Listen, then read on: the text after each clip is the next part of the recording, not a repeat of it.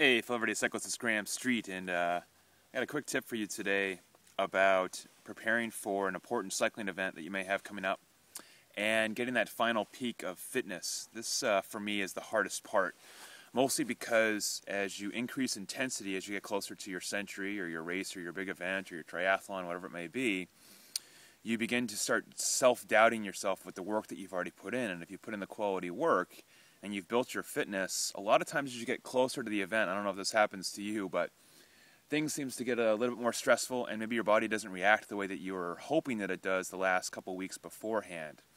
This, by the way, is pretty common.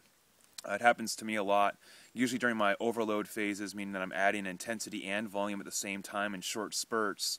My body gets a big spike in fitness and then inevitably it begins to kind of crash back down.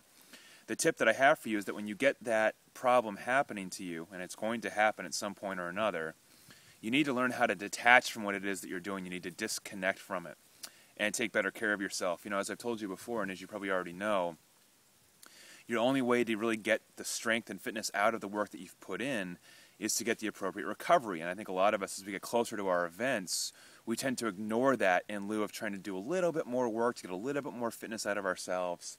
And a lot of times that tends to backfire. When you're in your final phases, it's important that you take care of yourself. You try to remove or eliminate stress, and obviously that's something that we can't always control. I've had kind of a crappy day today, so I've come out into the woods, and I was going to hike today, even though I'm supposed to be totally off. I just had to get away from my desk and away from work.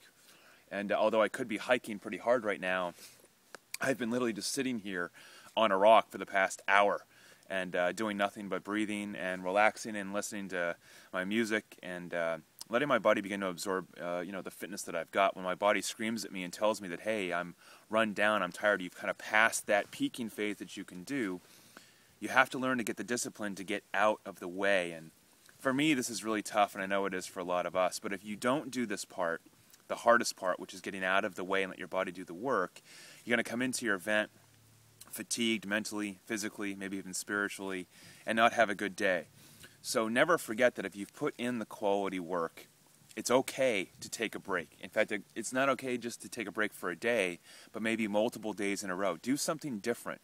Do something that's not as physical as you've been doing. Let your body begin to absorb like a sponge all that work you've put in. A lot of times we kind of cloud ourselves thinking, if I just do another ride, another interval, another hard effort right now, I can tack on just a little bit more fitness on top. And a lot of times that actually tends to backfire for a lot of us, mostly because as an everyday cyclist, we have to balance in the other stressors and other things that go on in our lives.